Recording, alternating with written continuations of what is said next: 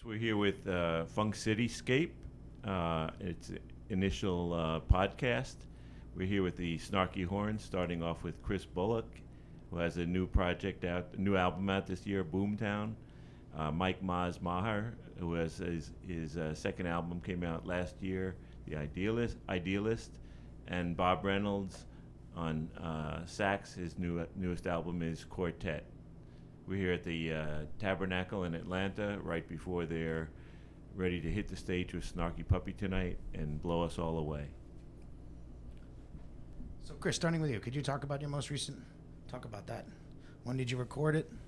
And how does it deviate from what you do with Snarky as well? Yeah, I put out my first record as a band leader on January 18th of this year, and I put out independently, and it was a record that I had been working on for like a year and a half, and a lot of it started on the road. I have these little keyboards that are made by this company called Teenage Engineering. It's like this little OP1, and it's a slim little board, and it's great for traveling, and it's got an internal 4-track tape machine. So a lot of that record came from me, in airports and buses and wherever with the OP1, a lot of it on the road. So yeah, it was like a little bedroom, and it became a bedroom project. I did a lot of it at home, and had some of my friends come join me, and some other fellow Snarky dudes are on it. That was along with some others.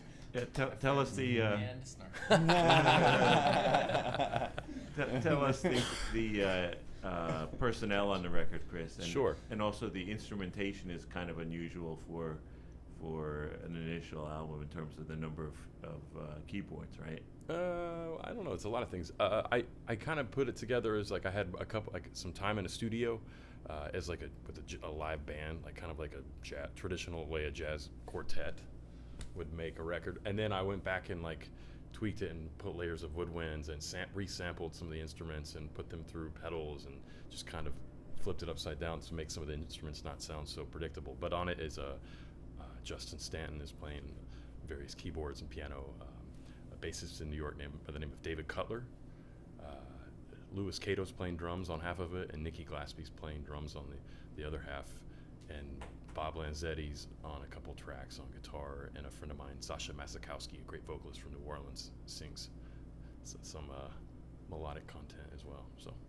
And how many instruments are you playing on it? I don't know. About like a slew of woodwinds and keyboards. So. Is instrument selection, is there any trial and error involved? Or, trying different pieces for a certain section of a song? Or do you... The trick is being able to hit the little mute button and just like, well, I don't need that. I feel like, with my kind of music at least, finding what works instrumentation-wise. Yeah, Boomtown. Maz, I was always curious, like, you're on Idealist, you elected to be, it's more of a vocal album than a trumpet album, and is that something like that you always enjoyed as much or more than playing trumpet? I would say I think the timing of that album and the previous album, which was an EP just called Maz, in that period, I think I just didn't really know what I wanted to do with the trumpet as an artist. And I was going through a period where I've always been a songwriter and I've always been a singer. And a lot of my upbringing as a singer and a songwriter was separate from my trumpet playing. So I would be fronting bands or, as a younger person. And so I felt pretty confident in that sort of part of my artistry and my musicianship. And so I decided to go for it and make albums that are albums about songs, basically. I really like songs, I like lyrics. And I wanted to explore that part of my artistry. And I didn't really want to do, the Chet Baker thing or the Louis Armstrong thing. You know what I mean? I didn't want to get kind of pigeonholed into that image. You know what I mean? I didn't want people to feel that way. And I was also really confident in my ability to front the band and to sing, to just sing, and to be able to carry what was needed for that, Coincidentally now, in the last few months, I've decided that my next album will have trumpet on it for sure. So maybe a Chet Baker tribute or something, maybe. Yeah, I've finally given in to my true calling, which is to be the next Chet Baker. No, I got to a point where I realized that that really all of it is part of my artistry, and it's starting to make sense to me how I can fuse the two, and I'm getting excited about the idea of really putting my own stamp on that that idea of being a trumpet player and a singer, and it will be, I hope with all of my heart, that it will be something that people don't see as, you know, a copy of like Chet Baker or Louis Armstrong or whatever. Not that I don't love those guys, I do, but I don't want it to feel like a, you know, throwback, you know, whatever. You know how they package things. Yeah, in media. but honestly, like you know, people who are familiar with any of the jazz or fusion bands today, a lot of them don't know the history of the industry or the history of jazz. So, True. So they're not going to like reflect that you're calling back somebody else. You're going to put your own fingerprint on it for sure. Yeah, I think you're right. Yeah, you're just talking about the people that in like your peer group and above. It's like you're just worried about the small little subsection of people actually know. It's like Jay put out that record, and you know we're all like, well, it's like it's not the Stan Getz and Chet Baker thing. It's like who are they? People don't know. That's a Yay Innings. Yeah, exactly. Yeah, exactly. So Bob, what about you? Your latest album, Quartet. Tell us a little bit about it. Well, it was it's my working band in Los Angeles, and we had been playing together for a while. It had a regular monthly residency at a club called the Baked Potato, and it was kind of just, I felt the need to document what we were coming across live. So the material on it is there's new material, and then there's some material that's also on other records, including the album right before that, which is called Guitar Band. Not all of my albums are just like very straightforward descriptions of what the band is, but anyway, so we recorded it live, most of it live in front of a studio audience, or rather half and half. We went into a studio and we recorded throughout the day, and then brought in an audience at night, kind of took a page out of the Snarky playbook and did that. So I just wanted to capture what we were, like I said, what we were getting to as a group, and it felt like it felt to me a space I hadn't been in before, because prior to that, the albums I've made and released have been more traditional. Go into a studio with some great musicians, rehearse for a day my material, and then record for a couple of days, and then that's that. But it's not a band that plays together all the time. And so this was a different chapter in that regard.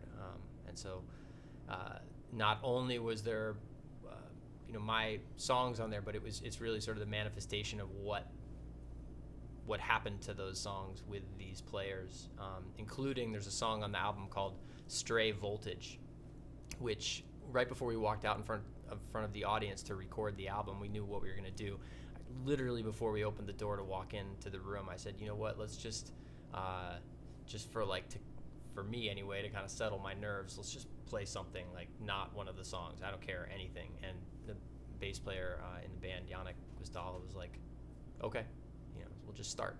And that's a level of trust that I have with those guys, and that I haven't had in a situation like that before, where we could literally walk out there, 5 cameras, recording studio, everything ready to go, and I have no idea what we're about to play. And he picks up a slide, I don't even know what you call it, but what slide guitar players play slide guitar with, except he did it on electric bass, and starts doing this crazy stuff, and that's it. It's like, okay, here we are. And then we start collectively improvising, but all of us come from not only a jazz background, but sort of have a deep connection with pop music or popular music. So I think even in our free improvisations, we tend towards sculpting things into songs. So that just sort of naturally happened. But that track was pretty special in that way, because again, there was no, it wasn't composed on paper. There was no forethought, but there was all this time spent playing together, which led to that. So it's kind of cool.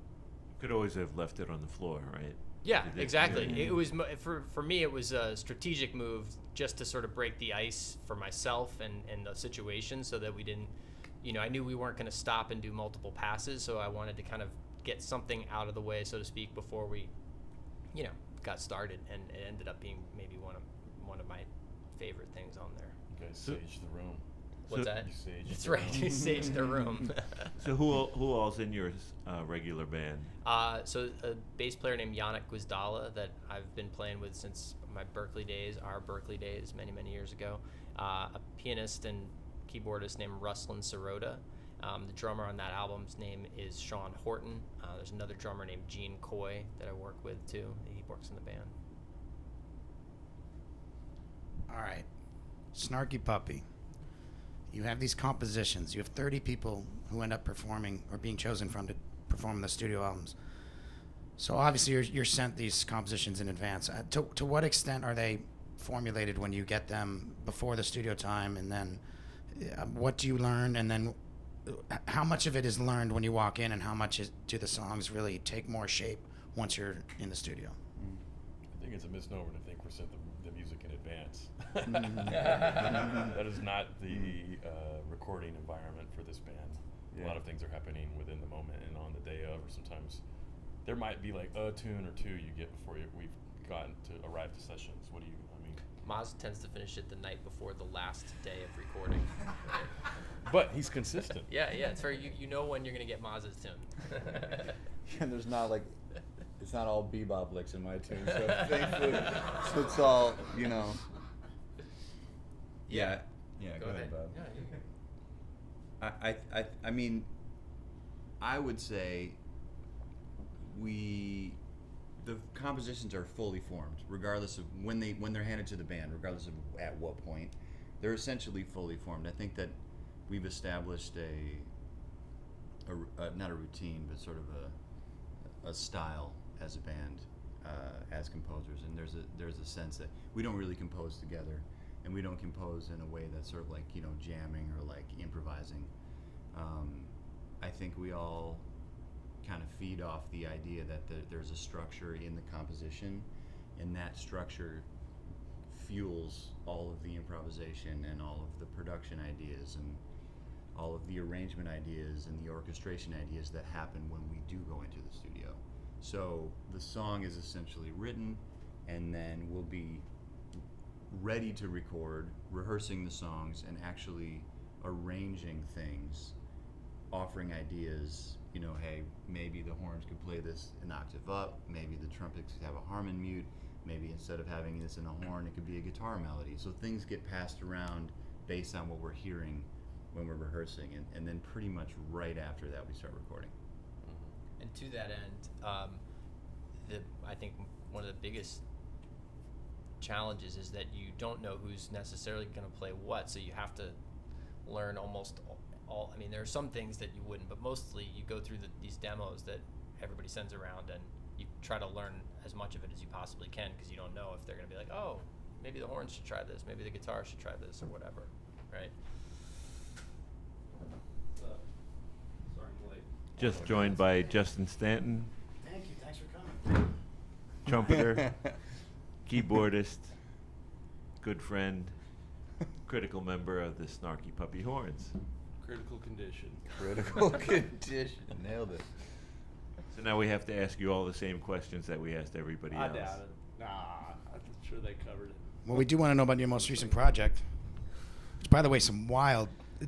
Just real quick, does the trumpet playing mentality spill into your keyboards? There was one point last night we were at a jam. Kebby Williams hosted a jam session where you were jamming with the drummers, and even though you were on the keys, it felt like a trumpeter was jamming with the drummers.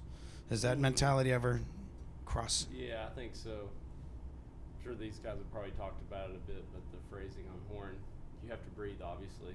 So it helps you prevent run-on sentences on the keyboard if you're thinking in terms of breathing. So tell us about Secret Place, just how it came about, how long you were working on it, what your thought process was, who was playing on it. I started it in October of 2017, I think. And I flew down to Omaha, Nebraska with Spud Robert C. Wright, and Nick Hard, and my good friend Blake Burris, who's here doing merch with us now, has a one-man band shaking like a caveman. He was there last night. Yeah, he was there. He and I co-wrote a song on the record together. Maz and I wrote a song together on the record, and another friend of mine in New York named Melanie Watson, great singer, co-wrote a song together. Was the one you wrote with Maz the last one written? The last. They were talking earlier about how I always wait to the last minute during our recording sessions to have my songs done. Well, I think we started messing with the song probably about 6 or 7 years ago. Yeah. This was a Justin Stanton production, so I was not allowed to do the shenanigans that Michael League allows me to do. Well, yeah, it was true. But I think we all have experience with going in to a session last minute and things not being completely finished. So there were certainly tunes on my record that were like, well, maybe this could go on the record, maybe not. So there's one song on the record called Survival Imperative. And it was something I really wanted to do, but it was really incomplete. And I talked to Spud about it. He's like, well, just maybe put this right here in the bridge. And it's like, oh, wow. And then there's the rest of the tune. It was sort of, it's weird how like sometimes it just takes one step. You're like at a block, and then one step allows you to just sort of go the distance and finish the song. A fresh view of it, perhaps. Yeah, or just a fresh like kernel of an idea. Would just let you, yeah.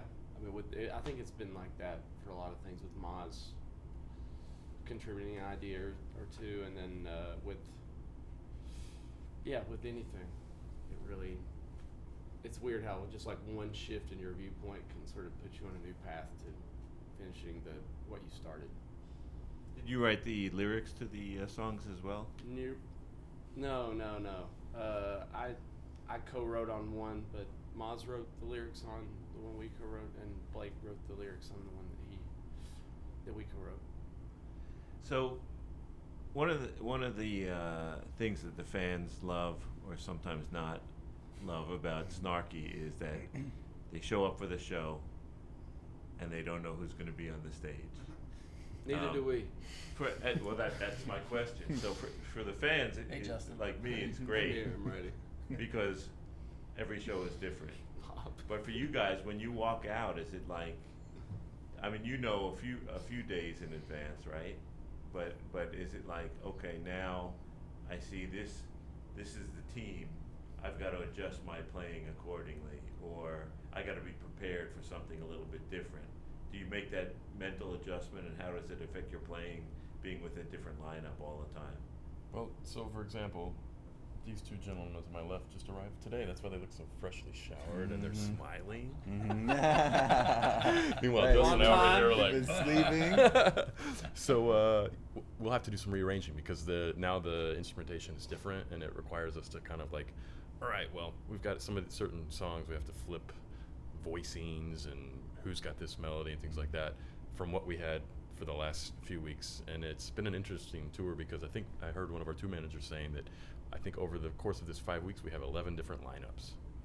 So everybody across the band is like doing some, pulling double duty. This guy especially, the keyboards and trumpet. We had a couple gigs where it was just him and I on horns, and yeah, definitely some different. It was cool though. Yeah. Sort of it makes us all play differently and approach the music differently, even on sometimes what feels like an intangible level. Of like, oh yeah, I know the parts, but then you play together and you realize you haven't played without someone, like without Maz there, without Bob there, and the energy feels different. Yeah. Well, the songs are living organisms. There's not a blueprint, so they're constantly changing, right? It's just amazing from a listener perspective when someone who hasn't been with the band for a few weeks, for a few shows, can jump in. It's a rotating set list. It's not just like 10 or 12 songs. I mean, you guys are all very ho-hum about it, but that's pretty masterful, and that's a big part of the appeal of Snarky Puppy. Is it a challenge? Do you sometimes just have to get on stage and figure your way through it? Oh God, this song is like this now. I feel like maybe I am the most in that place just because as I'm the newest addition over. I mean, it's been a while, but so like in terms of learning the back catalog and whatnot over time. I mean, I'm obviously there's even the 3 records or what that I'm a part of. It's a lot of music to remember, and if you're not doing it every night, then at least like I can say for me personally, I have to block off some serious time to do my homework to kind of freshen up. After the last tour that I did with them, which was like in June, I got off. I remember thinking, all right, this time I'm gonna play some of this stuff every day. I'm not gonna let any of it slide. That didn't happen. And then I have to like get it all back again. And there's something like when you're playing it every night, it's like different than when you're not. When you're not, it's there. I have to refresh. It's a lot of stuff to refresh. But then when you get on stage and start playing, it's like, I don't know, probably these guys feel the same way. It doesn't really feel like there's that much you're remembering. It's kind of like there's the next thing, and then there's the next thing, and then, oh yeah, here comes this part, and then that part, and there'll be moments where I have to be like, what's the, oh yeah, right, and then it comes back to me, The trickiest thing, I think, sometimes, at least for me, is like when we get in these configurations, you notice something on stage, and you're like, I need to remember to say something about that or ask about that. Never remember. Never ask. Right. Never.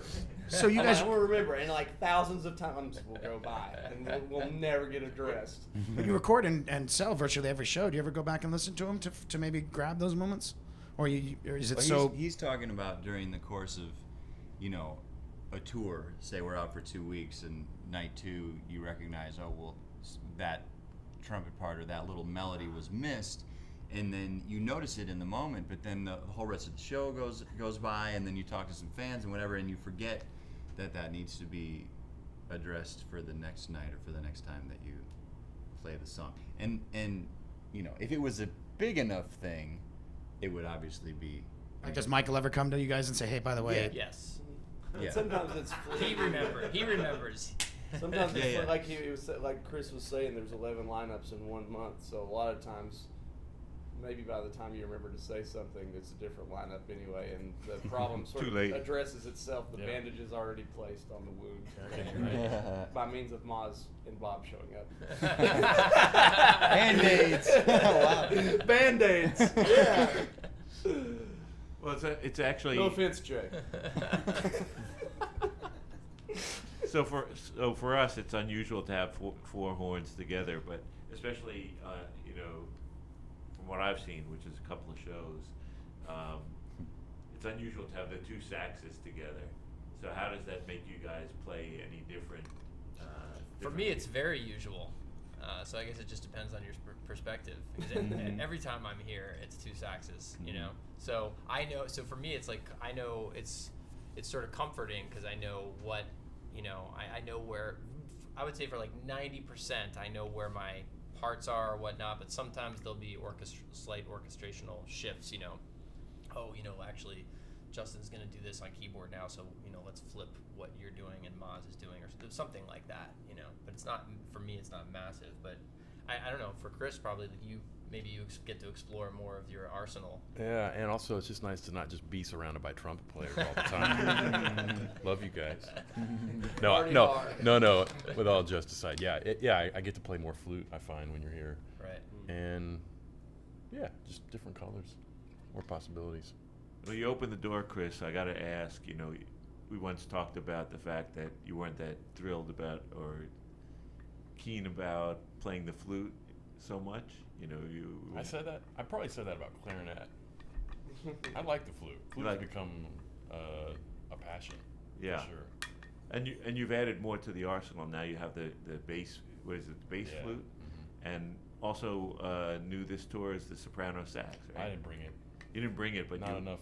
You can't carry on that many instruments, on the flight. So.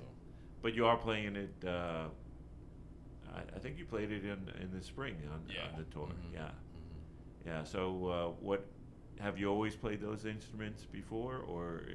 No, the soprano was new to me, and we were driving, and the tour started in New York and ended in New York, so I didn't have to worry about flights. So I just threw it on the bus and decided. But you played before. I mean, you played soprano before, and Yeah, a little bit. I'd had it not that long. Bob plays a lot of soprano. Not in this operation, but I do play soprano. Yeah. Yeah. Why do you think that the band hasn't really adopted, one, the soprano sax, and two, more important, more near and dear to my heart, a bari sax? Very sad. I know you had some What was the front of that question? Why hasn't? Why haven't you adopted, use of a soprano sax in some of the instrumentation, but more importantly, bari sax? More importantly, huh? I don't. I mean, I don't know exactly, except that there's a sound that kind of we have, and it seems it's part of, like, the instrumentation is part of the horn section sound, and the 2 tenor thing, 2 trumpet thing. I mean, there's a it's not just a chemistry thing, but just an orchestrational thing about it too. There's a blend and there's a sound to it that almost, I think at this point, like, that sound stands, like, if you start to talk about different horn sections and this band's horn section versus that band's horn section, it's a color thing that kind of fits this template pretty well. I think in a sense, I agree with you about the baritone saxophone. I think we all do. I mean, you have the Tower of Power horn section, and that's just, that is a very identifiable sound. And so I think, to add on to what Bob is saying, is the identifiability of their sound is something that would immediately be adopted by us if we added a baritone saxophone. And so, in a sense, it's kind of like, stay away. It's stupid like a fox, you know what I mean? It's like, just keep that away, and that actually makes us play in a different way and defines our sound. But that being said, I don't think this instrumentation was a conscious decision. I think it was one that was born out of need and sort of just years of growing together, and it sort of became its own identity naturally, rather than it being a conscious decision. Yeah, form follows function, Right. So. I think if I'm not mistaken, on some of the very early albums, there was some trombone parts. Yes, and there was also soprano saxophone. If you go all the way back, the very first horn section was soprano saxophone, tenor saxophone, trombone, and trumpet. And that was cool, and it was a very, very different sound. It was like a modern jazz at that time, like 90s jazz, like, I don't know, kind of coming out of SF Jazz Collective, maybe, or SF Jazz Collective, Schneider and kind of voice. Dave Holland had a group, right, with a similar sort of thing, I think. Don't quote me on that. Yeah, well, with Chris and Robbins, it was trombone, and then he would play alto, tenor, and soprano. So Got it. So much like if you were in Frank Zappa's band, you really got to keep your eyes on Michael, right? I mean, it seems like there are times where he'll just point, and those two musicians go out. I think the last time in Atlanta, the one I reviewed for Relics, you got a big spotlight point. Is that part of the fun of it? And when he does that, is it up to you at that point how long the improvisation goes on? You make your statement however long it takes, or is there a mental, limit to it? Innate limit. I think over the years, trust has been formed in the band. So I think naturally, as a band leader, maybe, I can't speak for Mike, but there's probably been a level of, like, needing to control the situation to make sure things are guided along as, like, vision goes. But, like, I think over the years, trust has been formed, and there's more of a relinquishing of needing to control, like, there's more of a trust in the band members. So I think when people are soloing, everybody has a good sense of, like, what the contour needs to be within a song and within a set, and people play solos accordingly to that. So there doesn't need to be a lot of dictation in terms of that. But in terms of maybe, like, orchestration in certain sections, if Mike's feeling something, certainly, like, people are watching and people are very attentive on stage. But I think that goes for everybody on stage. Everybody's watching everybody. Mm-hmm. Yeah, it's a conversation. Ultimately, like on the best of best nights, when everyone is super keen and the ears are open and listening across the stage, those are always, like, the ones that you can feel afterwards, just because we're communicating on, like, just like we're doing right now. It feels very natural. But Mike has developed that. I think he's cultivated that in the band very well. And he gives a guy a special shout out on their birthday, right? Yeah. Has it ever Straight to the bus. Jake is also mentioned on the live record, right? You get a credit. You get a credit. On the 17, yeah. That's He's very proud of that, as he should be. Yeah. Do you ever get so far on the improvisation? Has it ever bled into another song, or does it always come back to the song? And is there a time down the road where that could become a more regular thing with Snarky, where, oops, here we are in a different song? The answer to those questions is yes. How about an example of in the past? I think so you asked has it ever bled into another song? The answer is yes, and it depends on what improvisational section we're discussing. Certain sections have the possibility within the framework of the composition to be more flexible. I think Justin was speaking a second ago about how there's sort of like there's a trust, and I feel like we've developed an understanding as a unit as to what type of band we are. You know what I mean? We all play in projects where the way that we improvise is wildly different because of the construct of the project. In this band, there's an understanding, I think, with everyone that you're always sort of you're fulfilling a certain role when you're playing a solo. But there are, as you guys know, there are times when the energy is just from the soloist is just so strong.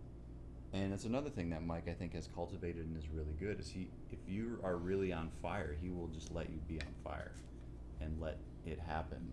You know, he'll never nip that in the bud, really, honestly. He seems to encourage it, actually. Yeah, definitely. One of the things I find as I talk to more and more brilliant musicians is that they often take inspiration for phrasing and stuff from different instruments. As a matter of fact, a lot of vocalists take inspiration from horn players. What are some, if we don't mind starting with you, Bob, if you could give example of a different instrument that, or instrumentalist that has inspired the way you approach phrasing? Pat Metheny. Pat Metheny. Oh, Pat. Yeah, probably one of my biggest influences all around as a player, composer, most definitely phrasing. Freddie Hubbard, the trumpet player. Oscar Peterson, huge influence on me, and especially in terms of like phrasing and articulation and feel and the way that he imbues his playing, that blues is at the forefront of everything that he does, you know. I'm just thinking of, you know, non-saxophone players, but so yeah, Oscar Peterson, Pat Metheny, Brian Blade, drummer, big influence on my nice.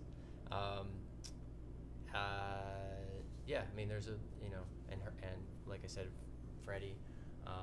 Yeah, I mean, it's not not necessarily a conscious decision, like I need to get some trumpet player phrasing, so I'm going to go listen to so and so or something of that nature. But any you know, it's like I'm a musician. I happen to play saxophone, you know, so wherever the thing it is that I'm hearing, where it could come from anywhere. Michelle Ndegucello, bass player. You know, there's definitely a couple things that another bass player, Pino Palladino.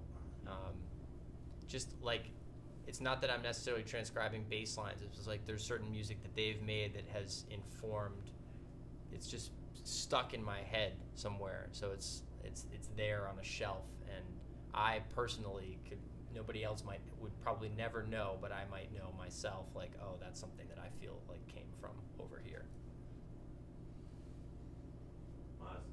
Yeah, the most obvious thing for me is a lot of singers. I mean, I am a singer and I'm a trumpet player equally, you know, so James Taylor and Stevie Wonder and James Brown are, I think, big influences.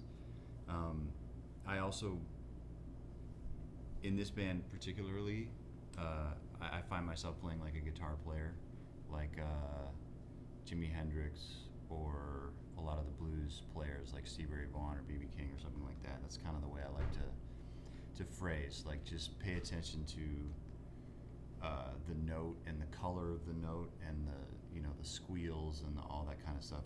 In a sense, it's not really, it's not like a jazz musician's mentality of like this note is to this chord. It's like just this note feels like something to a certain degree. So yeah, devoid of any more specific examples, that's kind of how my mind works in that way. I would have to say that some of my biggest influences are also singers, but in a different aspect, because I don't really sing. You don't want to hear me do that. But like trying to find a way to make this cold metal instrument feel as personal as someone's voice, which is, everyone can sing something, it's like a natural thing we all have within it. So trying to build a bridge to like whatever instrument I'm holding, whether it's a flute or a saxophone or, anything, and giving it the human vocal aspect to that instrument, and some of my favorite musicians are capable of doing that, and the process that like led me to that was like, when I was younger, I started transcribing like some Sarah Vaughan and trying to make my saxophone sound exactly like her. And through that experience, I started studying and trying to play along to singers and mimic that all the way from Sarah Vaughan to Shirley Horn to Chris Cornell of Soundgarden, and bringing these different kind of this energy to the instrument. And then number 2 I would give is Ahmad Jamal, just because he's like the master of phrasing and patience. Yeah, me too. Yeah, it's open game. But yeah, Ahmad Jamal is just incredible. Anything he's ever played or touched, he's just got such a strong vibe and so much patience and respect for the group and the communication. So that's it. 2 big ones for me are Joe Zawinul and Bernard Wright. And I feel like they approach their playing as vocalists or horn players. A lot of the phrases they play, it's very like succinct phrases, very melodic, very singable. So those are 2 big ones for me, for sure. What about Weather Report in terms of general band sound? Love them. Yeah. Love them. We played the session last night. They were playing nothing but Weather Report while for the house music. And Yeah. there's a lot of stuff I hadn't heard in a long time. I was like, Yeah, we heard Yeah. Palladium. Yeah. all great stuff. So to what extent are you using pedals and effects on each of your horns? It seems like at times it's a lot. Sometimes it's just straight up, traditional playing. Maybe just None for me. And I don't know, Bob, are you? Almost none for me. I only just recently started bringing a delay pedal, which is something I use in my regular band. I don't want to say minimally, but kind of. I don't use it a lot. It's just a small kind of color that I have access to, and I've experimented over the years in different settings, and for me, that's the one that I like. So, but I'm not using it that much in this situation. There's a lot of these guys have the pedals on. Yeah, I think we're the pedal brigade over here. Me and Chris. That's been a long evolution, mostly because of this band, but also because, and I really think Chris is in the same boat. Like we're both jazz musicians who grew up listening to Nirvana. You know what I mean? So it's like I feel like just the idea that there's a possibility that I can put a distortion pedal on my trumpet is already like, I feel totally at home there, and what was your original question? What's the extent? Yeah. Has it changed over time? It has, yeah. I've sort of, so I have like sort of a codified sound now. Over time, I have a delay pedal and a wah pedal, and those 2 pedals in conjunction can do a few different things. The way that the wah pedal hits the delay pedal allows for me to sing with different sort of like what I think of as like mouth sounds, because that's what a wah pedal is essentially supposed to do. So I'm sweeping the frequency spectrum, and that just, to me, it's that blues thing again. It just allows me to be more expressive with notes. Very recently, because of a song that Mike Lee wrote called Bigly Strictness, I played a solo on that album that I just went into the studio with Nick Hard, and we didn't know what we were going to do, and we set up distortion pedals and delay pedals and all sorts of stuff, and there's this big chain of pedals, and I just started stepping on stuff, and he was messing with delays and drives and stuff and whatever gain structure he was dealing with in the studio, and we arrived at a sound that kind of sounded like a guitar. Again, I feel totally at home, you know. So I laid down that solo, and then I started thinking about how can I do that live. So I actually have a totally new mic that is drilled into the mouthpiece of another mouthpiece that I've been using for this whole year. Is it just for that song, or It's basically just for that song. So you switch mouthpieces? I switch mouthpieces for the song, and there's a cable that comes out of the mouthpiece. It's called a Piezo barrel. Thank you. That was going to be bad. It's called a piezo, barrel pickup. The piezo, I've been told, I'm not a gearhead, but the piezo is the style of pickup, which is there's like a little quartz thing inside of the barrel, and the piezo barrel pickup is the brand of a guy who makes them in Australia. He makes piezo barrel, and he's kind of like, I met the man who helped him design that is a guy named Darren B, who works at Berkeley. He does like synthetic or synth sounds and electronic sounds for horns. He's a trumpet player as well, and they really went through a lot of iterations of this pickup. Like they really worked hard to make this thing sound, basically to pick up the sound of the horn as clearly as possible, but also to cancel out any bleed that you would get from a traditional microphone for a horn. So in the end, you are capable of using effects that you might not be able to use if you had an open microphone on stage. so it's custom for you? No. It's there's plenty of people that use it. Eric Bloom and Lettuce is using it. The guy who I first saw use it was actually Ryan Zoidis, the saxophonist, and he's got a synth, like a keyboard processor that he uses it with, and it sounds amazing. So that's when I started to pine for the thing. Shout out to our Lettuce boys. Yeah, absolutely. Effects pedals, yeah. So, early on, there was like some effects companies, like guys that make the effects, that would come and they would give a few to the guys in the band. And Maz and I were on the side, we're like, could we get one too? Just to experiment, and it's like been, a process over the years to find what works and doesn't work. And I think we have to like definitely give a lot of gratitude to our sound engineers for taking the time to allow us to experiment with this, and they've also experimented and helped us kind of figure out what works and what doesn't work.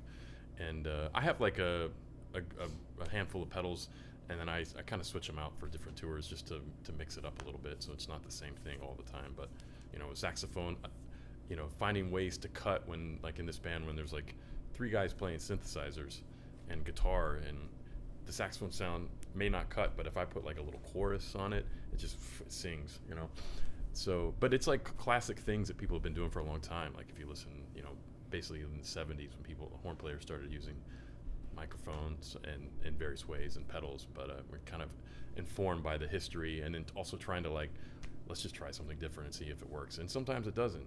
I have like this little pedal graveyard in my closet where they're all just hanging out. I have a pedal graveyard too. Yeah. So Justin, how do you get to choose sometimes between whether you're playing trumpet or keys, or is that really pre-designated at the start of the set? I'll try to do like a little mental rundown when I get the set list 3 minutes before we go on stage. And sometimes that's successful and sometimes it's not. We played a show in Nashville a couple nights ago, and it seemed to be a little bit more bouncing around than normal based on the set list that we played. Things have to be covered, but it's always different. So when the lineup's switching a lot, sometimes it's hard to keep track. But I've been doing it a long time now, so I think I've gotten better at it. But still, there's gaps in my knowledge of second and third parts in certain things. Gives you a little tension from Oh yeah, constantly. We're probably we're probably going to get together today and figure out what we're going to do tonight. And that happens whenever new guys come in. There's me and Bob are new today, and so is Keita and Bob Lanzetti. There's 4 new guys in. Yeah. Jake can help with the set list if you need help. Well, I know what's been played the last week. Justin, you went to University of North Texas with Michael, right?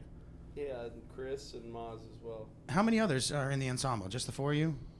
Bob Lanzetti went there. Chris McQueen did. Nate. Sean Martin went to North Texas. Nate Worth, yeah. What is it about that program? It really spawns musicians that are ideal to this setting, even though, as I've heard you say in interviews, it can be more of a nuts and bolts kind of thing. I think it was just happenstance that we were all there at the same time. I don't know if North Texas is necessarily a breeding ground for musicians that are suitable for Snarky Puppy. It's traditionally known as a big band school. There's a heavy emphasis placed on large ensemble playing, horn playing. It's very traditional in that sense. Certainly, I would say more traditional than a school like Berkeley or the New School. But it's a large school, so with large numbers of people, you have people with a lot of different interests and variations in interests. So it just happened that a lot of like-minded people got together and started playing music, and then the sound formed. I mean, the sound of Snarky Puppy, I think Mike's said this before, the sound of Snarky Puppy didn't really form until probably 10 years after the band started. You know, it took 10 years to find a sound for the band. But it started out as like a group of guys in school playing music that would be unrecognizable to most Snarky Puppy fans now. Bob, you brought up Pino Palladino, who played a lot with John Maher, right? Mm-hmm. And you know John Maher from way back I do. Yeah. at Berkeley. Yep. Is he aware of the Snarky Puppy world at all? Do you know? Do you stay in touch with him? I do. I just was talking to him the other night. I went to see his show in LA. I played in his band for 5 years, and I saw Pino playing with him on, I think it was on Saturday. I don't know if he knows about Snarky. He's a pretty hip guy. You know, he definitely knows. He's like, I'm sure he knows about it because he hit me up about some stuff that I did with Mark Lettieri, who plays in Snarky as well. He's definitely hip to Mark, so I'm sure he's. I don't know. I have no idea, but I'm He's sure probably he knows hip it. to the guitar players. Yeah. Were you surprised he ended up in a band with half of the Grateful Dead? Yes, and then no. Yes, because years ago when I was in his band, he definitely. I mean, I should be careful here because I wouldn't pretend to speak for him. If you're listening, John. But I don't think he was a fan of the Grateful Dead or like Bob Dylan or there was a whole bunch of music that I wouldn't have called him a fan of, and I don't know whether it was time, age, or him losing his voice and that affecting certain things, and he became a fan of some of that music.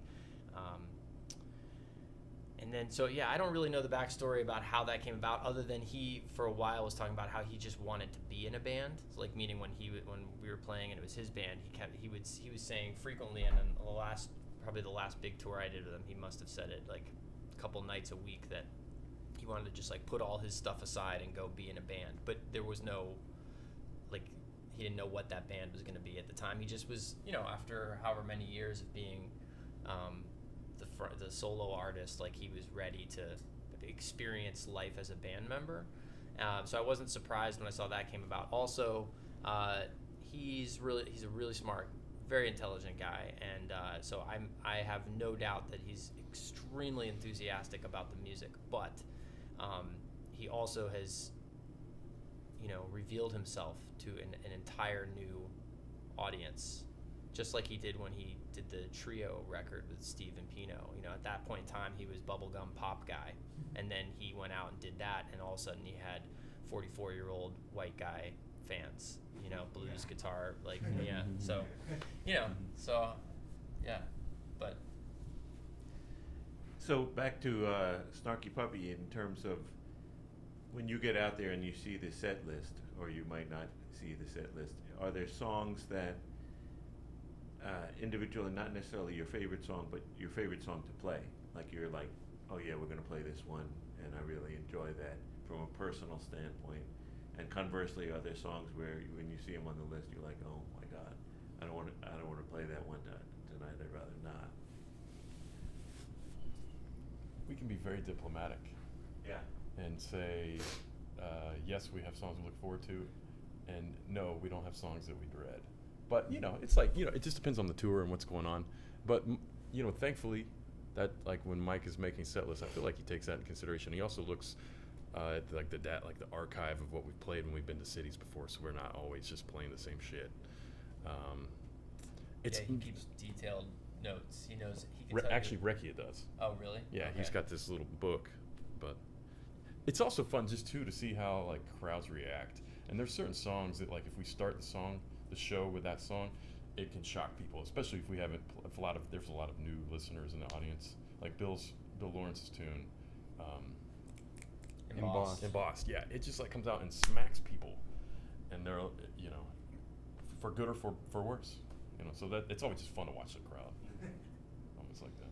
I think generally speaking, maybe the dynamic between band and audience is the band likes to play newer stuff because it's newer, and the audience likes to hear older stuff.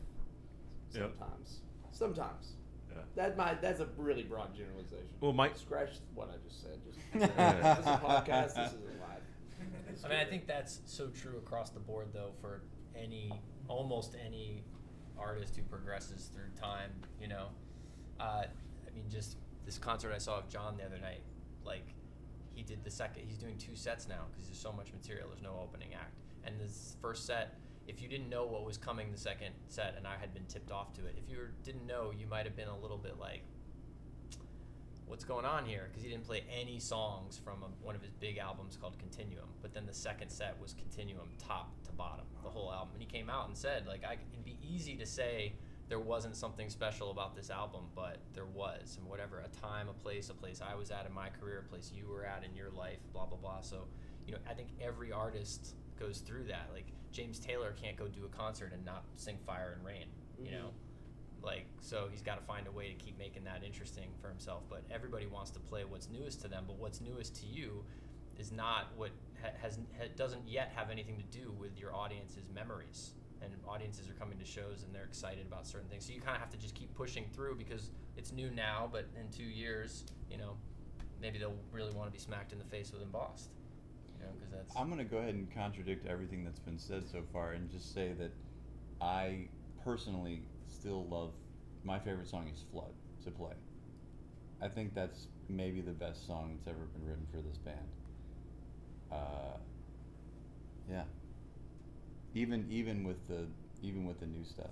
I mean, when we started playing the new stuff this year, it was like, of course it's fresh.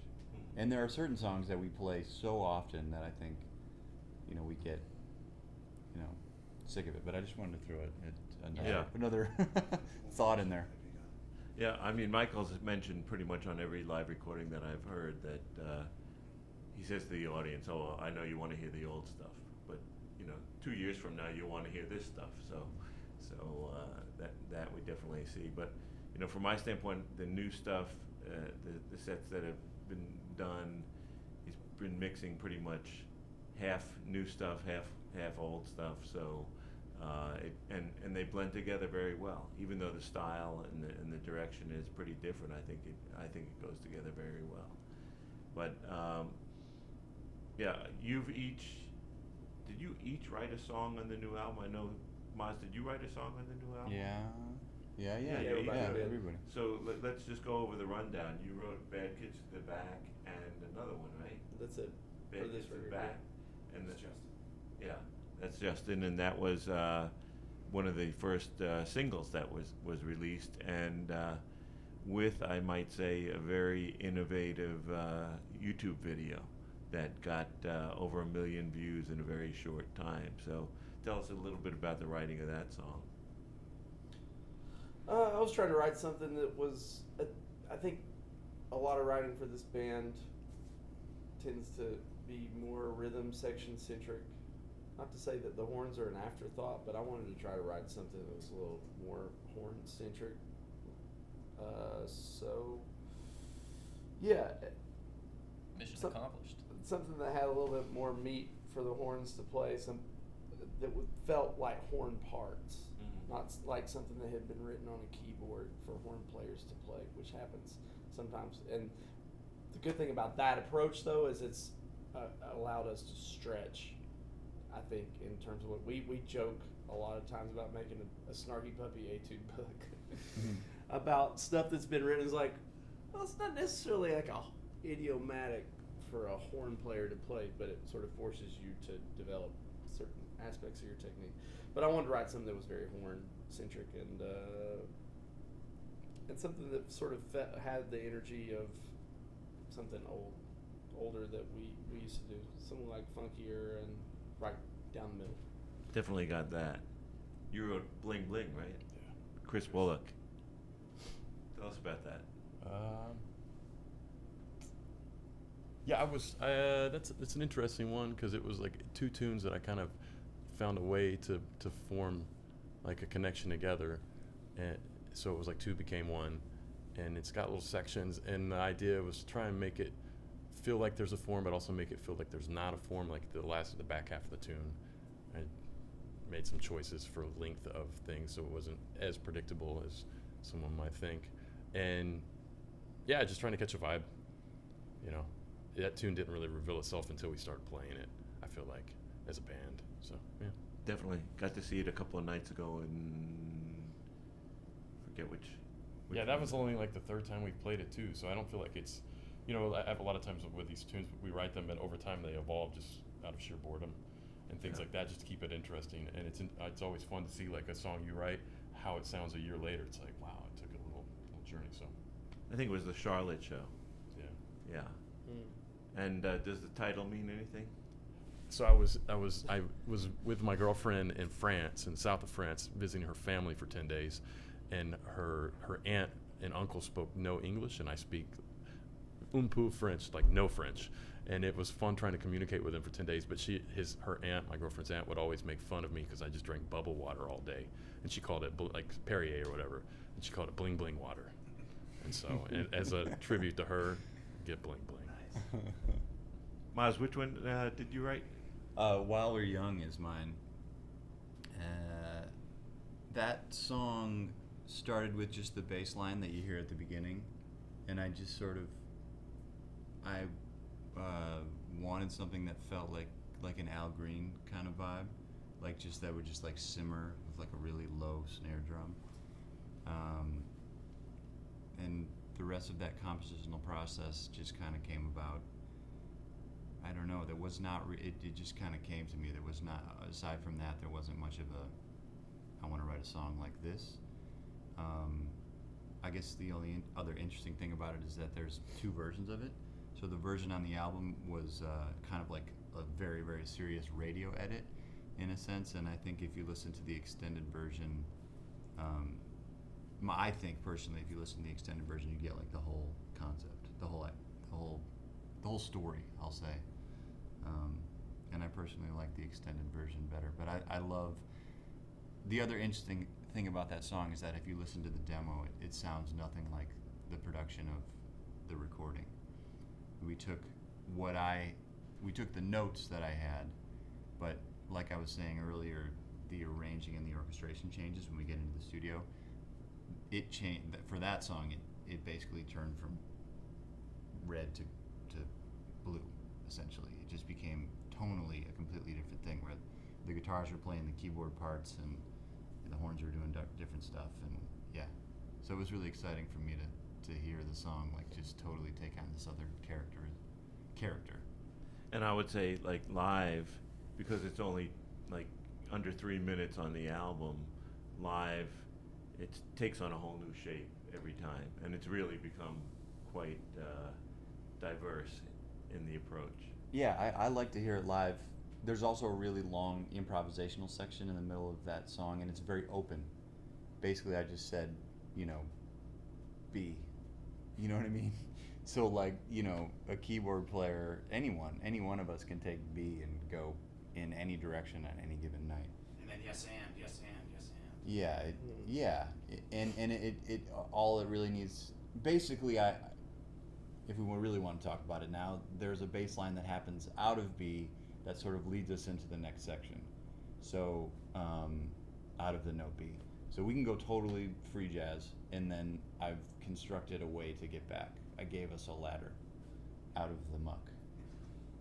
And Bob, you wrote Chrysalis, right? Yeah, but I just want to say real quick that that tune "While We're Young" is one of my current favorites to play. As the way, I mean, it's just that's so dope, and the horn parts are like so, the voicings and everything about the like what we get to contribute, which is, you know, I don't know, on a percentage basis, it's not huge in that song, but it's so powerful. I think I don't know. It's like a lot. Bob just made my week. It's like we lock up so well on. I don't know. It's just like that's one of those moments that I just get a lot of joy from. You know, like I love playing these guys' tunes too, but actually both of those tunes have a lot more notes in them, so I'm more inclined to be anxious at least at the beginning. With Maz, I'm a little more relaxed on that tune. Didn't I say that earlier? I said that, didn't I? Yeah. So, right. Sorry, what was the? Yeah. I wrote a song called Chrysalis, which is like one of the bonus tracks, and the title comes from the fact that my kids were experimenting with a butterfly. I don't even know what you call it, a kit that you show up and you get these larvae, and over the course of 2 or 3 weeks you watch them become butterflies and you let them go. And that transformation I was like watching on a daily basis in the 2 weeks leading up to going to make this record. And I had been trying to write some things and I wasn't thrilled about any of them, and then the day before the session I had this one idea, and something about that. I don't normally write anything that has to do with anything outside of music, but in this instance, I think witnessing that whole thing kind of inspired me to do some stuff with modulations that I just had this idea with the music of it just kind of continually spiraling up. And actually the way that I had demoed it ended differently than the way we ended up producing it as a band, you know. So my original version had it kind of kept going up right to the very end, and then we took a left turn on the studio version, and it went darker, but I like it. So we'll hear each of those tonight, I'm sure. Yeah, sure. We do have to wrap up. Before we do so, obviously, got to give a shout out to David Crosby, because I meet more and more people who discovered Snarky Puppy through his kind words. I think he's been repaid. I think Michael has very much restoked his creativity fire. But I'd like to know if each of you have gotten feedback from any of your icons about your playing, whether on your own or with Snarky Puppy, and if you could share with us examples of those. And also, thank you for your time. We were in Japan a couple weeks ago, and you walk off stage, and a door opens, and then Chick Corea walks out, and he's like, "That was a great set." That shit's kind of surreal. It's like, what? I've had some kind words from both Nicholas Payton and Terrence Blanchard over the last couple of years, and it just reminded me of two things. First of all, that some of the greatest masters of the history of jazz are also some of the most attentive and kind and just perceptive people. And also just reminded me of the fact that jazz music is like an oral tradition and is a cultural tradition. So the times I've had to be able to talk with them for very, very limited amount of time, it makes me feel like, okay, well, maybe there's something that I'm doing that's like somehow gonna make its way into their realm. I probably shouldn't have even said that out loud just now. I don't know how to answer that. I mean, yes, I have, but I feel like talking about it would be weird. But I've definitely I've had some really wonderful moments with people that I never thought I would get to know, let alone hear them reflect back nice things, and that's been really special. Not even one? What's that? Not even one example? It's cool. It's cool. Yeah, it's personal.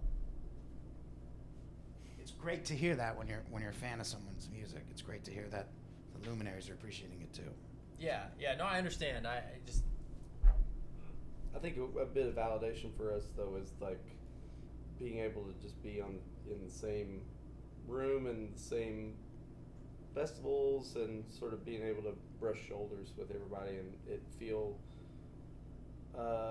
there's like a camaraderie there because you grow up idolizing these people, and they're your role models musically, and then all of a sudden you're in a space where you're with them, and to me that's like, I mean, of course the kind words are so important, but just to be there in the same space and be sharing the stage is oftentimes a very surreal feeling. Actually, I'll piggyback on that with actually two of my biggest heroes have experienced the band, you know, in like not just like, oh yeah, I've heard of it. One time we were on tour and I realized we were heading to the same city that the saxophonist Chris Potter was going to be in, and so I reached out to him.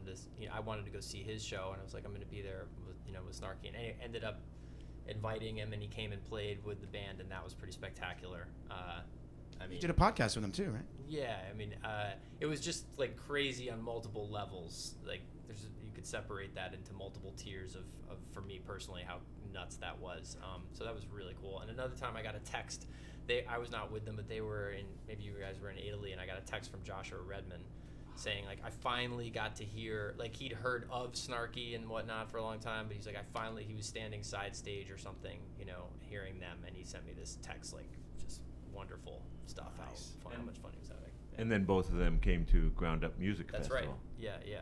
First time I saw Josh, Pat Metheny was in his band, as a matter of fact. Yeah, you're lucky that you got to see that. That's amazing. I drove all the way from South Carolina to Boston because I had the ticket.